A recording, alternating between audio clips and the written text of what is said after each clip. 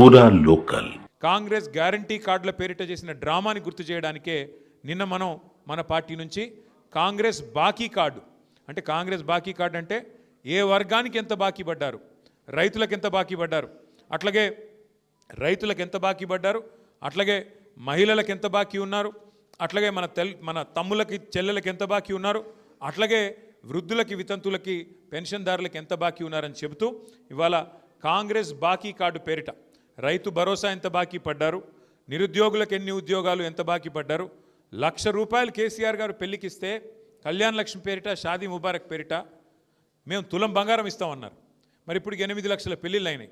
8 లక్షల తులాల బంగారం బాకీ పడ్డాడు రేవంత్ రెడ్డి కాంగ్రెస్ ప్రభుత్వం. ఇట్లా ప్రతి వర్గానికి ఎంత బాకీ ఉన్నది ఈ ప్రభుత్వం అంటూ ఈ బాకీ కార్డులు నిన్నటి నుంచే ఒక ఉద్యమ రూపంలో ఇంటింటికి మనిషికి చేర్చడానికి మనం తీసుకున్నాం. నేను సోమాజిగూడలో నేను లక్ష్మారెడ్డి గారిని కోరుతా ఉన్నాను, రమణ గారిని కోరుతా ఉన్నాను, ప్రదీప్ చౌదరిని ఇవాళ వారితో పాటు చేరిన తమ్ములందరినీ కూడా కోరుతా ఉన్నాం. మరి ఈ కాంగ్రెస్ బాకీ కార్డుని మనం ఇంటింటికి తీసుకపోతే ఇదే కాంగ్రెస్ పాలిట బ్రహ్మాస్త్రం అవుతుంది. వాళ్ళు చెప్పినారు ఎన్నికలకు ముందు అభయహస్తం అన్నారు, మమ్మల్ని గెలిపించండి మాది అభయహస్తం అన్నారు.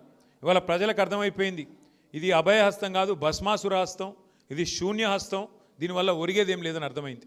ఈ 24 నెలలు చూసుకుంటే మీరు గుర్తు తెచ్చుకోండి, ఈ 24 నెలల్లో 22-23 నెలల్లో కాంగ్రెస్ ప్రభుత్వం వచ్చిన తర్వాత కొత్తగా ఫ్లైఓవర్లు వేయడం కాదు, కొత్తగా అండర్ పాస్లు కట్టడం కాదు, గతంలో మనం కట్టిన 42 కేసీఆర్ గారి ప్రభుత్వంలో 42 ఫ్లైఓవర్లు అండర్ పాస్లు హైదరాబాద్లో నిర్మాణం చేసుకున్నాం. కొత్తగా ఒక్కదాన్నైనా వీళ్ళు కట్టారా, కొత్తగా ఒక్క ఇటుకన్నా వీళ్ళు పెట్టారా, కొన్ని కొత్త ఫ్లైఓవర్లు కొత్త అండర్ పాస్లు కట్టడం కాదు, ఉన్న రోడ్లనన్నా సరిగ్గా మెయింటైన్ చేస్తున్నారా అంటే ఈరోజు ఆ పరిస్థితి కూడా లేదు. అధ్వానం అయిపోయింది హైదరాబాదు. అందుకే ఇవాళ హైదరాబాద్ ప్రజలు ఏ రకంగానైతే 2023లో మరి మన మాగంటి గోపీనాథ్ గారు ఆనాడు హైదరాబాద్ నగర శాఖ అధ్యక్షుడు, జిల్లా అధ్యక్షుడు, వారి నాయకత్వంలో మరి ఒక్కటంటే ఒక్క సీటు కూడా కాంగ్రెస్ పార్టీకి ఇవ్వకుండా ఆనాడు అన్ని సీట్లలో కూడా మననే గెలిపించారు హైదరాబాద్ ప్రజలు. రేపటి రోజున కూడా నాకు విశ్వాసం ఉంది, తప్పకుండా మన అభ్యర్థి మాగంటి సునీత గోపీనాథ్ గారిని కూడా జూబ్లీహిల్స్లో కూడా మీరు తప్పకుండా మంచి మెజారిటీతో గెలిపిస్తారన్న విశ్వాసం నాకుంది.